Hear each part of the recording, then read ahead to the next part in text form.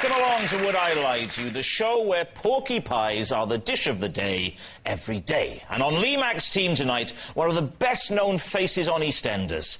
David, it's a show about working-class people. Nina Wadia! And he's the star of Screen Wipe, News Wipe, Games Wipe, and for one night only, Would I Lie to You Wipe, it's Charlie Brooker! And joining David Mitchell tonight, his catchphrase on MasterChef is, cooking doesn't get tougher than this. Here's a man who's clearly never tasted Mrs. Bryden's Yorkshire puddings. Greg Wallace! And a splendid actor who withdrew from I'm a Celebrity because he didn't want to eat kangaroo testicles or crocodile anus. He's going to go hungry in the green room tonight. Nigel Havers! And so to round one, it's Home Truths, where our panellists each read out a statement from the card in front of them. Now, to make things harder, they've never seen the card before, so they've no idea what they'll be faced with. It's up to the opposing team to separate the facts from the fibs. Greg, you're first up. Please reveal all. I always make toast by ironing the bread. It tastes much better that way. Lee, what do you think? Do you apply butter pre-ironing? No. Well, that would be mental. No, that would be crazy. Because then you are in danger, of course, of cooking the butter. You get a beurre noisette on top of your toast, which wouldn't do you any good at all.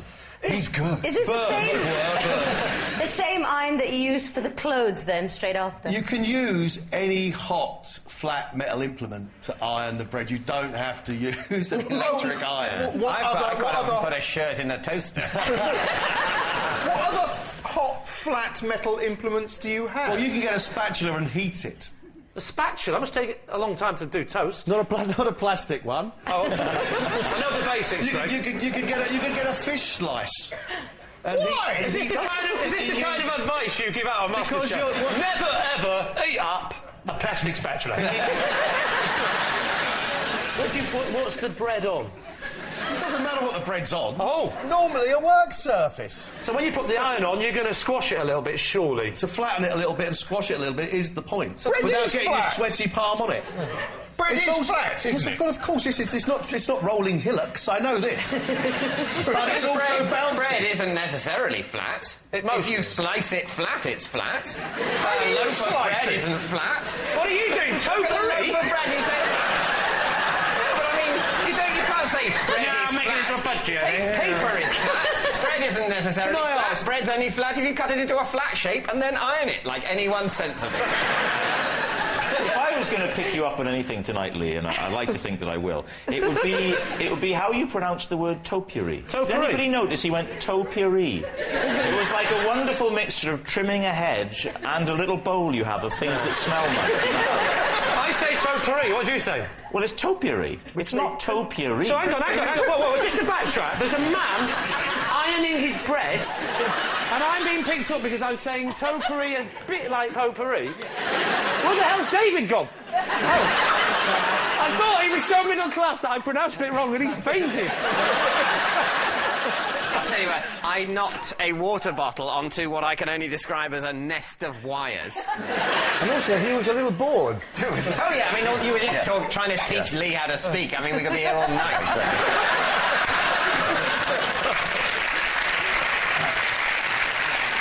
If you iron bread, would it ever properly toast? Wouldn't it just get very soggy and hot? You could put butter in the steaming bit. You could have a butter one and a jam one. Oh, no, but if you put the jam in, then you're going to have the problem you have with a Pop-Tart, which is when you get a Pop-Tart comes out and you forget to let it cool down.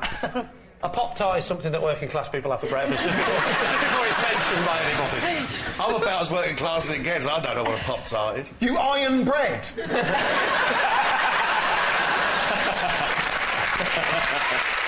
I don't always use an iron. What do you sometimes use? I just told you. A hot metal implement, like a spatula. Yeah, or a fish slice. How are you heating up the fish slice? You could just put that on a naked flame. It's just occurred to me that it's a bit like toasting on the Arga, isn't it? Because it's a hot surface. Similar. Mind you, that is posh. Arga, that's a posh thing. I suddenly realised. Have you seen an Arga? Yes, I have seen an Arga. I'll have you know I've broken broken into some very nice homes. What are you going to say, Lee? Truth or lie? Well, I don't know. What do you think? To toast bread with a fish slice, you'd have to get it up to such a temperature, it'd be like molten lava. I hate to bring everyone, but the allegation is an iron. No. He said that he also does it with Let's just chat you're having on your own time. The allegation is the iron. Who are you, his lawyer? No. For the purposes of this, yes. Come on, let's make a decision Right, go here. on. What do you think? I simply don't buy it because of the fish slice issue. Nina? I just can't imagine that he'd waste, like, 20 minutes ironing a piece of bread in the mornings. I don't think he... Well, How big is your bread? You got a lie? OK. Yeah. We'll say lie. Saying it's a lie. OK, Greg Wallace, were you telling the truth or were you telling a lie? It's a lie. It's a lie. Very well. Yeah, Greg doesn't make toast by ironing bread. I thought that was... I made a mental note to try that. Right, Charlie, you're next. I once refused to pick up my girlfriend from the station because I couldn't bear to step over a spider that was between me and my front door. David. Was this out of fear or respect for the spider? Kind of a combination of both. What happened was she rang me, and she was it was late at night, and so she wanted me to go and collect, be a gentleman, walk her home. And so I had to tell her. And you were I wouldn't prepared come to again. tell her that you were too frightened to walk across the spider to collect it from a dark station in the middle of the night. It was a big How spider. pathetic was that? It caused a huge argument because I was refusing to let. She was saying she didn't want to walk through the streets of London. It was quite frightening. At night, and I was going, yeah, but there's a spider. There's a spider here, which is real. You're scared of some notional threat. I can see one. Give a stick or something, give it a little tweak and it'll run away. And he has faced spiders in the jungle. And lembit opic. We still don't know how she got in, you got out, and then what happened. Well, obviously I was scared, so I dropped a Yellow Pages on it. I kill spiders without any With conscience. only hours and hours of terrified hesitation. David, which way are you leaning? Could be true, but that's so often the case I think on it's this game. a complete lie. You think it's a complete lie? Yeah. If it's true, I feel very sorry for Charlie, actually. Because you it's so see me? pathetic. Just openly pity me, for I God's hate sake. it when there's so much riding on whether something's true or a lie. It's easy when it's just the game, but now it's your whole view of Charlie. What do you think? A lie. You think it's a... OK, we're going to say... Say a lie? It's a lie. OK, David's team think it's a lie. Charlie, were you telling the truth or were you telling us a lie? It's actually a hideous truth.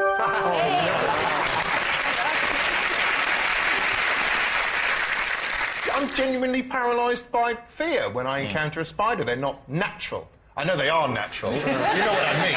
I don't like spiders at all. I would sort of agree with you, Charlie. They are basically monsters. Yeah. But fortunately, they are tiny. I tell you what spiders would scare me. The spiders that kill you in Australia. The spiders that hide in toilets and bite you on the arse just when you're at your most relaxed. You don't see them, you die happy. You die happy. In the moment of relaxation, a glorious moment of ingestion, and then all gone. Can I ask you, David, is that the only time you truly relax? Even then, I don't truly relax. Yes, it's true. Charlie did refuse to pick his girlfriend up because he couldn't step over a spider on the stairs. The best way to get rid of a spider is with a glass and a piece of cardboard. You put the cardboard over the spider, then bash it to death with the glass. Nigel Havers, you're next. Right. I once went on a date with a flamenco dancer who turned out to be a man.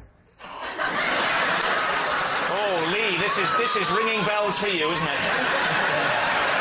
This reminds me of the time I was a flamenco dancer and I want to... Well, OK. First of all, when was this? I was 15, 16... You knew that this woman, as you thought she was at the time, was a flamenco dancer, did you? Yes, well, yes, I'd seen her dance. Oh, and that's what attracted you to her when she was dancing? Yes.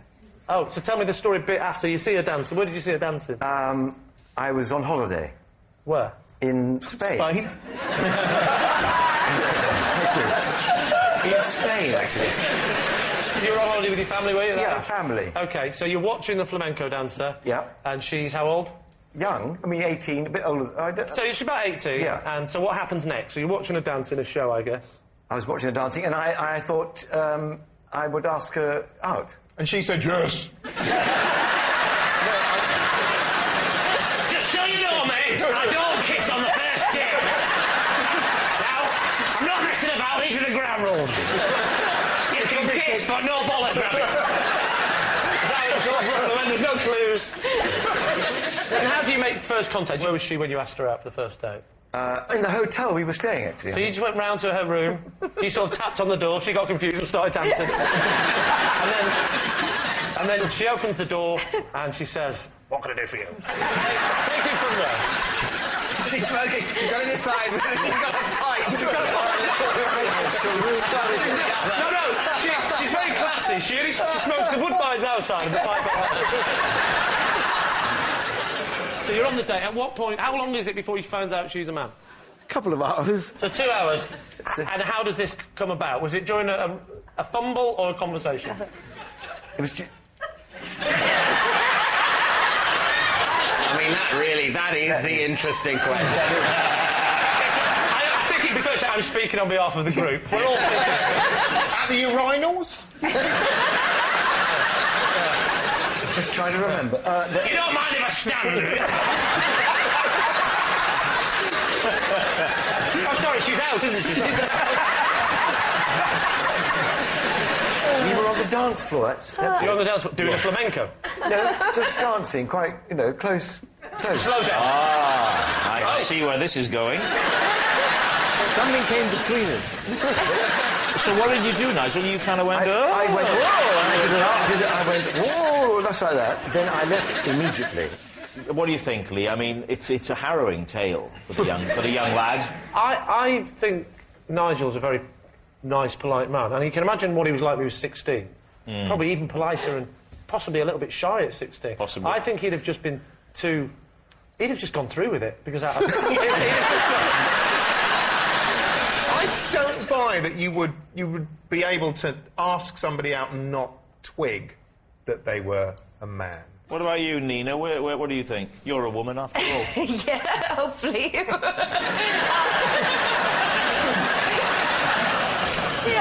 It's the kind of thing that happens, I think, to a lot of actors where you get confident when you're a lot younger. So I imagine that actually something like this could have happened. It is true. So I do.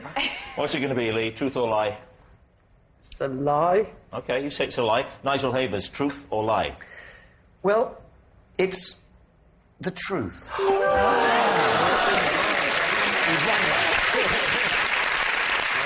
Yes, it's true. Nigel did go on a date with a flamenco dancer who turned out to be a man. So, at the end of that round, David's team has 2 points. Lee's in the lead with 3 points.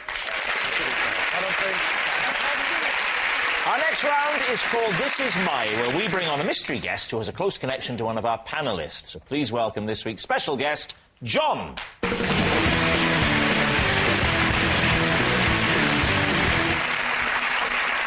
Right, Charlie, we'll start with you. How do you know John?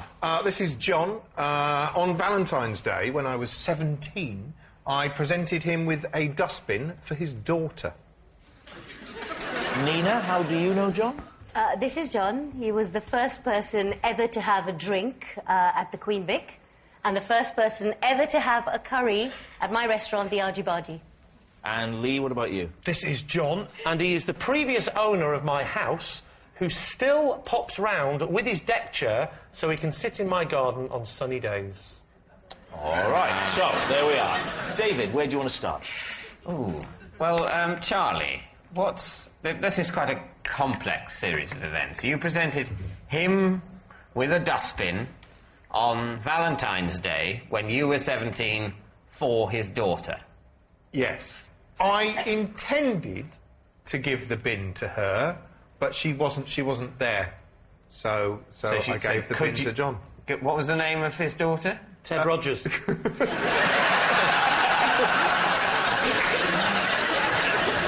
Catherine. Catherine. What sort of bin was it? Like a big garden bin. OK, I thought it would be a funny Valentine's gift was to give a bin. Because it's so unromantic. That's the clever ruse, you see. If you're a bit, you know, you're a bit unsure of yourself, so you don't want to give a Valentine's card that says, I actually fancy you. You want to give something that sort of could make you look a bit mad. What was that? Was there a note with the bin saying a poem? I put her initials on it. You could get these sort of gold initials. You could. Oh, you can. You can ask for a bin to have like nice gold initials or something, you know, nice sentiment written on it. Can't you? A lot of companies do that to bins. Don't be facetious. Sorry. I stuck the letters on myself. You haven't got a shred of romance in you. What was it? Was it wrapped? Did you wrap it? No, I put a red bow round it. Red bow. Romantic red bow. No, you didn't. Don't mock what happened. It was a really. I was really nervous that day. Okay? Yeah. I was really. I can imagine while you were nervous, you were probably thinking, I don't know, is the bin the right present? I think any girl would love a bin, but you can't be sure. Oh, I'm glad my torment amuses you so much, you nasty little man. Let's move along now, I think, to someone else. Yeah. OK, so, Lee, why would you let the previous owner of your house still come and sun himself in the garden? Don't say it's because you're kind, because I know you. What's wrong with his garden? That's a sad story. When he sold us the house, he hasn't got a garden anymore. Does he live on his own? He does live on his own, yeah, in a flat. And he keeps a deck chair just for the purpose of visiting your garden? Yeah. Well, yeah, because he used to come round, and then I found out that he loved the garden, and so I sort of said, well, come round if you want to, you know, if you want to come and sit in my garden. Sweet, but it's bollocks, isn't it? Why don't you let him leave a deck chair there? I don't tell him he has to take the deck chair, but I don't know, maybe he hasn't got any furniture.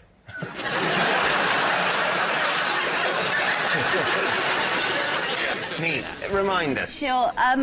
John is basically a supporting artist that has been there since day one, 25 years on EastEnders, and he's known as being the first of everything. So he'll be the first who had a drink of the Vic, he's the first who has been in the laundrette, he's the first who's kind of done any set.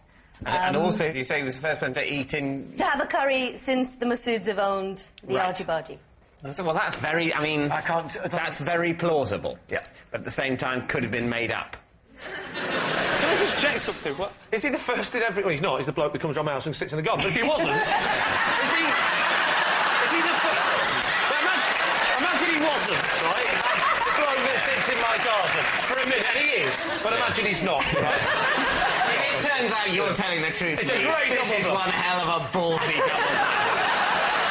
Is he the first in every set? Is he like in Dot Cotton's cupboard? Is he just stepping out? Or you mean in the public sets? No, in the public sets. So, David, is John Charlie's dustbin dad, Nina's EastEnders extra, or Lee's friend with a deck chair? Do you watch EastEnders? Do you recognise this guy? Has anybody been in my garden? Definitely not Lee. And Charlie's is so ridiculous. Well, I don't know, so absolutely up his road, isn't it? Charlie became so heated in defence of his romantic actions. Too passionate about it, really. Bless. That's what emotions are like. Yeah. It's a hell of a thing to get back in touch with the father of someone you were infatuated with years ago and who you gave a bin to. I mean, it's possible, but it's a lot easier to get in touch with the regular supporting artist on the show that you work on. You're right. You're absolutely right. Come on, then. What are you going to say? OK, Nina. You're going to say Nina is telling the truth. John, would you please reveal your true identity? I'm John, and when Charlie was 17...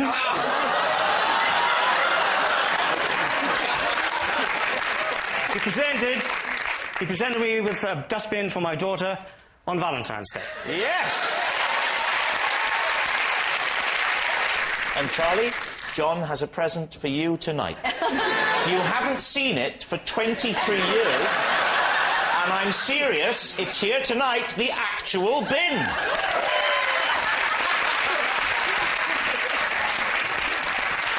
And there are the initials on there. Charlie, you old romantic, you. So there, you cynics. Thank you, John. Well done, Charlie. Which brings us to our final round, quickfire lies, in which our panellists lie not only through their teeth, but against the clock. We will start with... It is Lee. Every Sunday, I treat myself to a relaxing bath with 3 squirts of furry liquid in it.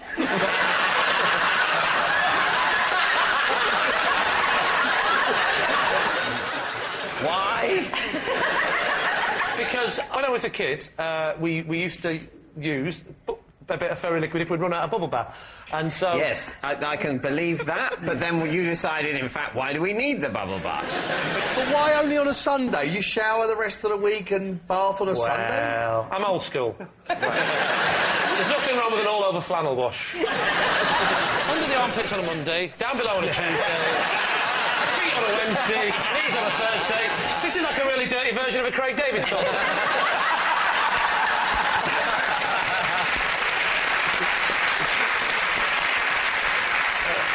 So you ran out of bubble bath many years ago and have never restocked? No, not true. What happens when you run out of fairy I liquid? run out of bubble bath all the time, and I'm always restocking on a Monday. How can you run out of bubble bath if you only bath on a Sunday? Don't tell me because you said you shower the rest of the week. Yes. Bubble bath This in is the rich shower. coming from a man who irons bread. I stick it on the flannel. A bit of liquid soap on the flannel, under the arms on a Monday. You put bubble bath on a flannel? You're telling me you've never used bubble bath in the shower because you've run out of soap? That's all the time. Liquid soap. Well, no wonder you keep running out of bubble bath on a Sunday. That, you're just like my wife. In many ways. David, what do you think? I don't think this is true. Greg? It's cobblers. It's a lie. We think this isn't It's true. a lie. Well, Lee, here's your chance. Truth or lie? Well. Here we go. It is, in fact, a lie.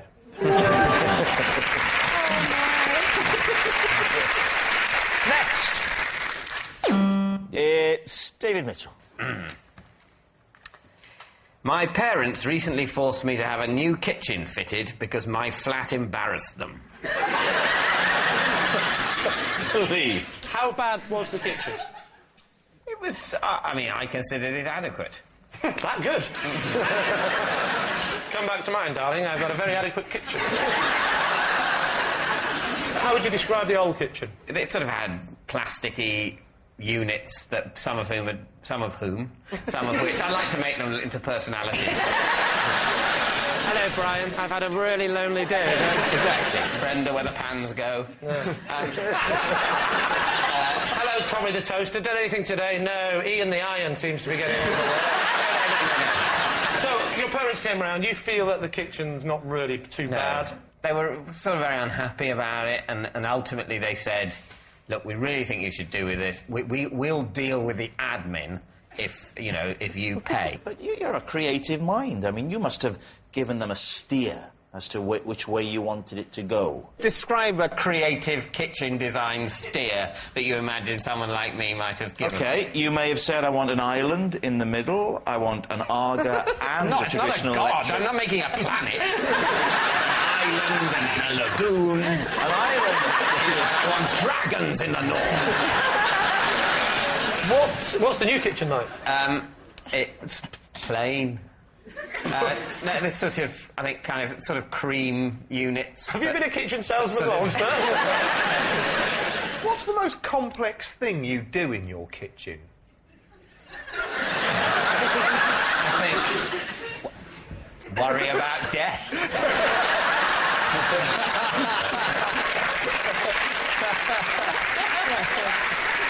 So what do you think? What do you think, Nina? I think he's lying because his eyes go really big when he lies. He also does that when he's aroused, though, so... What do you think, Charlie? I think that's got the ring of truth to it. Because I imagine that David probably doesn't really care about his kitchen, but that other people do. Look at him, it's the truth. OK. You're going to say true? Go on, then. Say it's true. True. OK, David. Truth or lie? It is, in fact, true. Next. It's Greg. Possession. Right, there's a box under your desk. Greg, would you Crikey! pop it on top of the desk, take out what's inside, and then read the card for us? This is one of my history books. I read them in the sauna to make them look old. Lee, where would you like to start? Why'd you try and make them look old? I think they're more attractive that way. I like them all bashed up and old looking. Where did you hear about this, that if you read it in a sauna, it actually ages nicely? It's like... I didn't. I just took the book into the sauna and I go to the gym. I try not to be fat. I like the sauna as well. I read while I'm in the sauna and the books get aged. Are you naked in the sauna? Oh, yeah. You're naked with a book? It's difficult. Hang on. My glasses. Your glasses. How can you read with steamed-up glasses? Well, no, I don't wear my glasses. You just... Well, how do you read then? Well, I hold the book up. That's not the problem. Oh, so now you're naked and you're doing that, yeah? do you ever do this when the bloke sits opposite you? Here we go.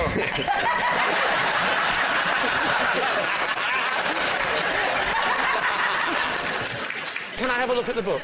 I don't mind. Yeah, OK, would you like to pass the book over? Let me have a look at this book.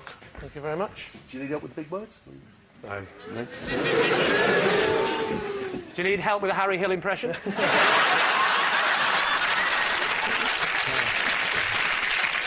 Does it smell like a sauna? Oh, it smells of something. It smells of... Well, it does. It is aged, and I'll tell you what it is. It's aged by dampness. That I know.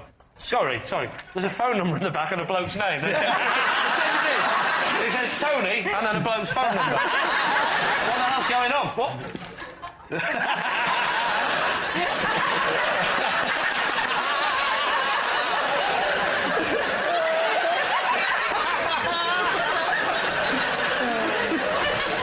Who's Tony? I don't know. Oh, you slag. I don't know. Right, Lee, is he telling the truth? You're saying... I'm saying lie. You're saying lie. I think it's a lie. My team say lie, so I'll go with the lie. So you're going to say lie? Yeah, go on. OK, Greg, truth or lie? Well, it is the truth.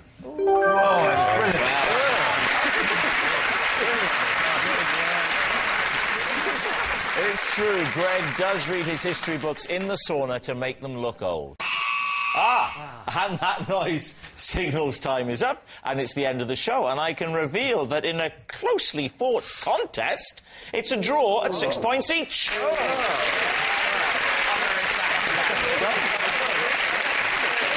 But of course, Would I Lie to You is not just a team game, and my individual liar of the week this week is Nigel Havers.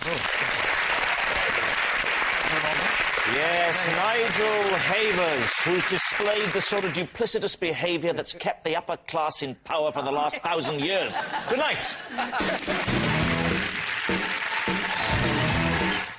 Would I Lie to You is back on BBC One next Friday night at 9:30. Well, on BBC Two in 10 minutes, the topical quiz with a wicked streak. It's Mock the Week.